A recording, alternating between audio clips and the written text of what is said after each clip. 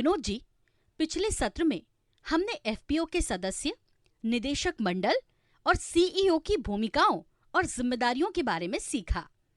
अब वर्तमान सत्र में हम इस बात पर ध्यान केंद्रित करेंगे कि कृषि व्यवसाय को बढ़ावा देकर कैसे एक एफपीओ छोटे किसानों की आजीविका को बढ़ावा दे सकता है।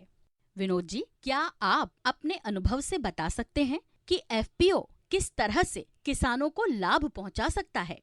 अच्छा सरला जी, मैं पिछले सत्रों और अपने खुद के काम से अब जो समझ पाया हूँ वह यह है कि एफपीओ विभिन्न सेवाओं जैसे कि प्रशिक्षण, ऋण, तकनीक, बुनियादी ढांचा आदि सुविधाओं या व्यवस्थाओं का विकास कर सकता है, जो कि एक व्यक्तिगत किसान के लिए संभव नहीं हो सकता। इसके साथ ही एफपीओ के माध्यम से किसान अपने उत्पाद की बिक्री के लिए बड़े बाजारों से जुड़ते हैं, कम दरों पर अच्छी गुणवत्ता के इनपुट प्राप्त कर सकते हैं और बाजार संबंधी अपनी समझ को बढ़ा भी सकते हैं। क्या यह सही है सरला जी? हाँ विनोद जी, आपने बहुत अच्छी जानकारी दी।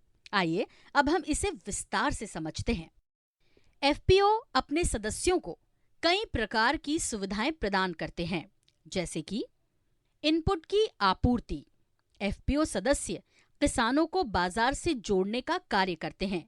किसानों को समय पर कम दर पर बीज, खाद, कीटनाशक, तकनीकी आदि वस्तुओं की आपूर्ति सुनिश्चित करते हैं ताकि वे अपनी कृषि गतिविधियों को समय पर संचालित कर सकें।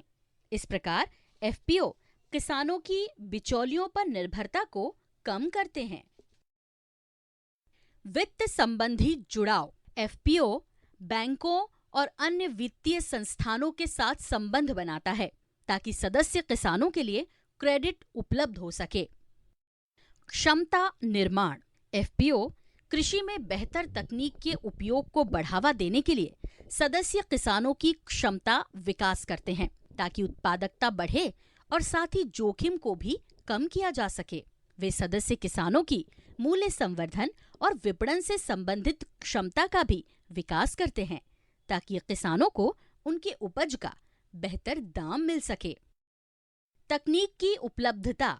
एफपीओ अपने सदस्य किसानों को उत्पादन व मूल्य संवर्धन के लिए बेहतर तकनीक उपलब्ध करवाने या उन तक पहुंच बनाने में सहयोग करते हैं।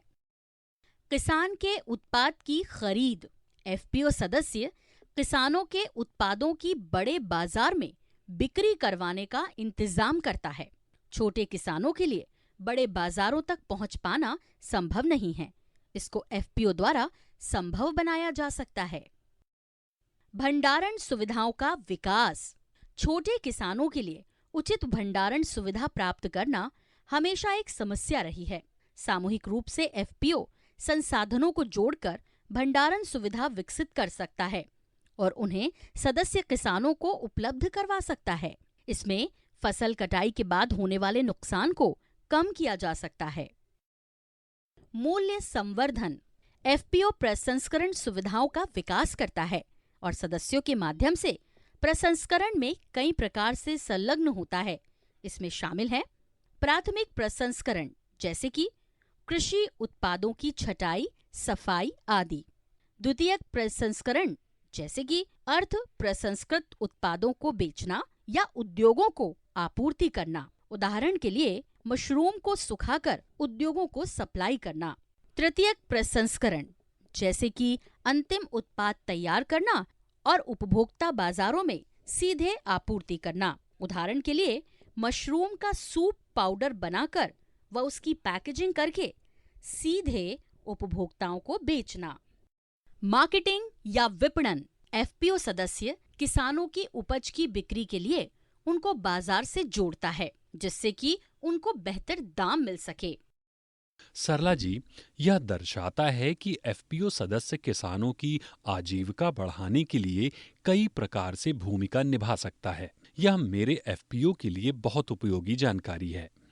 विनोद जी, इस सत्र में हमने किसानों की आजीविका संवर्धन में एफपीओ की भूमिका पर चर्चा की है। क्या आप कुछ प्रमुख बातों को संक्षेप में दोहरा सकते हैं?